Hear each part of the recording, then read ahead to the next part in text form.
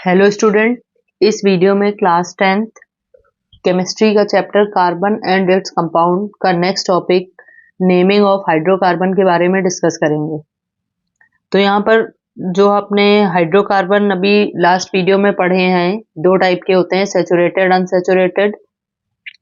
उनकी नेमिंग कैसे की जाती है वो समझेंगे। तो जो ऑर्गेनिक कंपाउंड्स होते हैं उनके कुछ ऑफिशियल नेम या कह दिया जाए सिस्टमैटिक नेम दिए गए एक ऑर्गेनाइजेशन के द्वारा। उस ऑर्गेनाइजेशन को IUPAC कहा जाता है। तो इस वीडियो में हम लोग IUPAC नेमिंग ऑर्गेनिक कंपाउंड की कैसे की जाती है वो समझेंगे।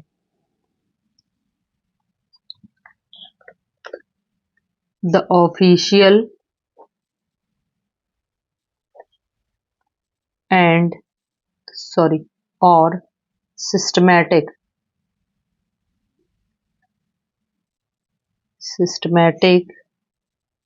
नेम्स ऑफ organic compounds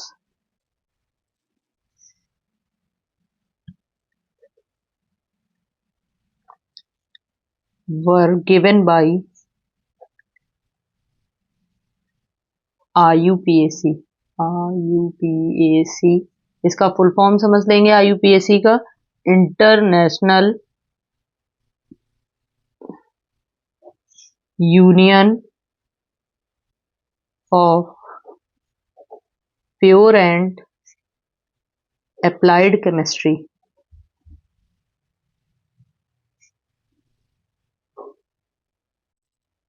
ये एक ऑर्गेनाइजेशन है जिसके द्वारा ऑर्गेनिक कंपाउंड्स की नेमिंग की जाती है और इस वीडियो में उसी नेमिंग के बारे में समझेंगे।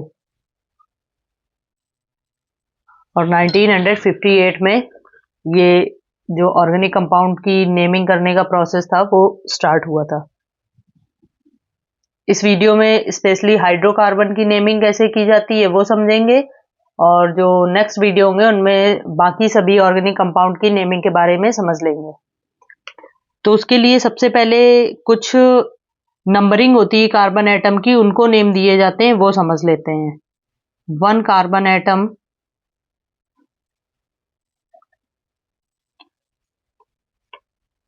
होगा तो उसको नेम देते हैं मैथ।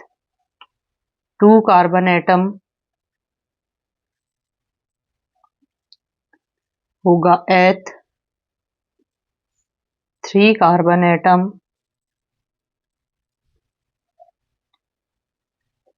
प्रोप। 4 कार्बन एटम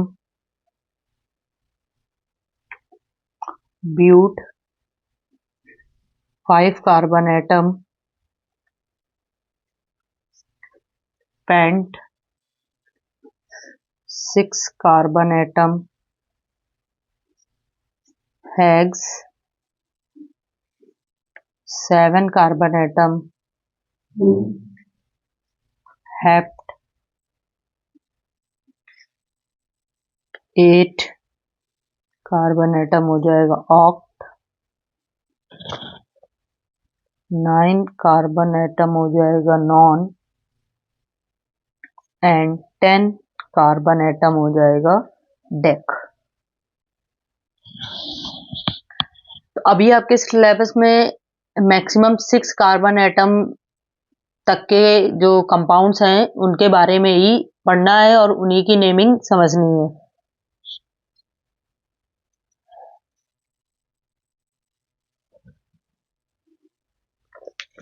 तो अब इनमें नेमिंग कैसे की जाती है। In alkane we add ANE in suffix. Alkane में सबसे पहले कार्बन की नंबरिंग देख ली जाती है, 1 2 3 जो भी होती है उसी के अकॉर्डिंग मैथ एथ प्रोप स्टार्टिंग वाला ले लिया जाता है। और एल्केन के अगर कंपाउंड हैं तो उसमें सफिक्स में ANE जोड़ दिया जाता है। तो जो भी कंपाउंड होता है उसका IUPAC नेम हो जाता है। अभी समझेंगे एक एक एग्जाम्पल लेकर के। ऐसे ही इन एल्कीन में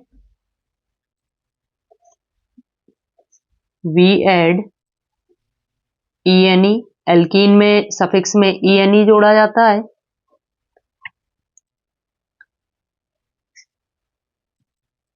और इसी तरह से एल्काइन में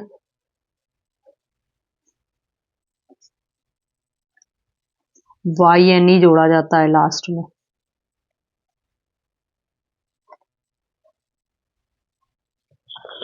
तो अब साथ में इनके जो हाइड्रोकार्बन थे सैचुरेटेड अनसैचुरेटेड, या इन्हीं को एल्केन एल्कीन एल्काइन कहते हैं, उनके कंपाउंड्स के नेमिंग समझ लेते हैं, कैसे नेमिंग की जाती है।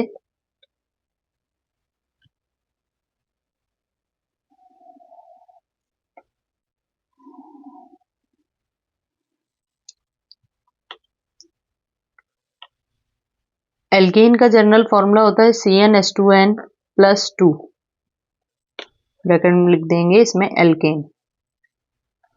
और एल्कीन का फॉर्मूला होता है CnH2n, और एल्काइन का फॉर्मूला होता है CnH2n-2 एल्काइन। अब इसी में n=1 पुट करने पर पहला कंपाउंड आता है CH4, और यहाँ पर 1 कार्बन एटम होने की वजह से मैथ, और ये एल्केन का फर्स्ट कंपाउंड है, और एल्केन में ऐड किया जाता है ane सफिक्स में, तो इसमें सफिक्स में ane ऐड कर दिया जाएगा, तो ये CH4 का IUPAC नेम हो गया, IUPAC नेम। ऐसे ही दूसरे कंपाउंड को अगर समझेंगे तो n=2 रखेंगे इसी जनरल फॉर्मूले में, तो आ जाएगा C2H6, और इसमें 2 कार्बन एटम होने की वजह से एथ हो जाएगा, और एल्केन का कंपाउंड है तो हो जाएगा इसमें ane जोड़ देंगे लास्ट में, तो इसका नाम हो जाएगा इथेन। एक और समझ लेंगे n=3 के लिए, तो कंपाउंड हो जाएगा C3H8, और C3H8 में 3 कार्बन होने की वजह से लिखेंगे प्रोप, और इसमें सफिक्स में जोड़ देंगे ane, तो इसका नाम हो जाएगा प्रोपेन। आगे इसी तरह से जो और कंपाउंड होंगे n=4 के लिए उसका नाम हो जाएगा ब्यूटेन, n=5 के लिए नाम हो जाएगा पेंटेन, n=6 के लिए नाम हो जाएगा हेक्सेन। इसी तरह से इनकी नेमिंग होती जाती है। अब एल्कीन के समझ लेते हैं, क्योंकि एल्कीन में जो फर्स्ट कंपाउंड होता है वो n=2 से बनना स्टार्ट होता है, तो हो जाएगा C2H4, और यहाँ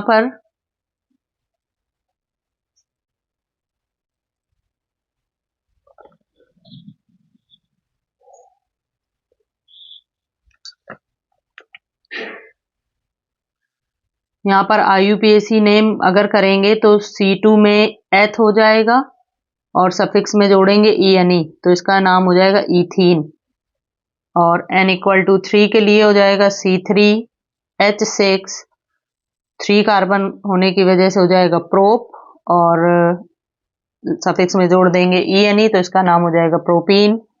ऐसे ही n=4 के लिए कंपाउंड हो जाएगा C4H8, और इसकी नेमिंग हो जाएगी ब्यूट, और ene जोड़ देंगे लास्ट में, तो नेम हो जाएगा ब्यूटीन। अब तीसरा एल्काइन का और समझ लेते हैं। एल्काइन में n=2, तो फर्स्ट कंपाउंड होगा C2H2 जनरल फॉर्मूले से, तो इसका IUPAC नेम हो जाएगा 2 कार्बन की वजह से एथ, और ये एल्कीन का फर्स्ट कंपाउंड है, तो इसमें जुड़ेगा yne, तो हो जाएगा इथाइन। n=3 के लिए फॉर्मूला हो जाएगा C3H4, इसका नाम हो जाएगा प्रोप, yne जोड़ देंगे, हो जाएगा प्रोपाइन। और ऐसे ही n=4 के लिए कंपाउंड होगा C4H6, और इसमें हो जाएगा 4 कार्बन के जैसे ब्यूट, और yne जोड़ देंगे ब्यूटाइन। तो ये एल्केन एल्कीन एल्काइन के जो कंपाउंड थे उनकी IUPAC नेमिंग कैसे करते हैं वो समझ ली, और इनके कुछ एग्जाम्पल्स थे उनको लेकर के इनकी नेमिंग समझ ली है। ऐसे ही इसमें आप आगे जो number of carbon atom increase होते जाते हैं, सेम प्रोसेस से इनकी नेमिंग करते जाते हैं। Okay, thank you.